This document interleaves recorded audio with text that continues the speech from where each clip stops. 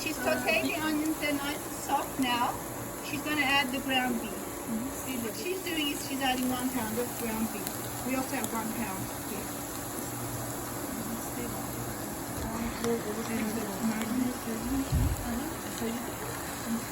Like you said before, if you don't like meat or you don't like meat, you can use lentils also as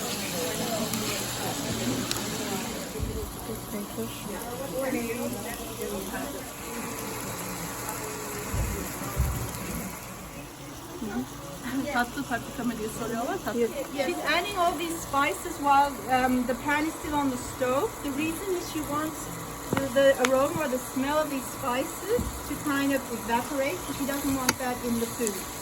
So do that preferably when your filling is still hot, when it's still on the stove. She's going to bring it to taste. Yes, the spices are to taste. When you add salt, it's going to bring out the moisture in the meat, right? So you don't want that to happen right at the beginning. She's adding it at the end. With some oil. So just right in the package, she's doing that. Evet. Oil, olive oil. Hangi oil diyorsun? What we usually do with dough or with these boreks, you need something to keep the dough moist. So that's why we're using the yogurt. Tortillayı böyle So she's putting, not to make a mess, she's putting the tortilla in a little tray, like it could be an aluminum tray. And she's spreading the mixture all over the tortilla. Please come up if you'd like to get a closer look. böyle olacak. This is what they're gonna look like. Koyuyoruz böyle. Böyle koyuyoruz So you're üstte. layering tortilla, yogurt mixture, tortilla, yogurt mixture. Üstte koyuyoruz.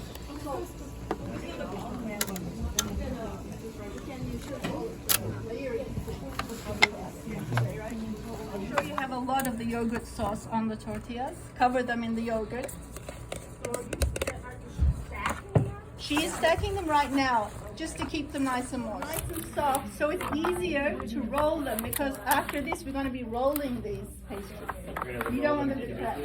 The tortillas need to wait in room temperature for about 4 hours. The lentil versus the meat. Is she same spices? Hocam şimdi biraz mercimeği anlatabilir miyiz? Çünkü onu soruyorlar. Mercimeği haşladık. Yumuşayana kadar böyle. For 4 hours in the yogurt bath. She's going to add the filling in a line.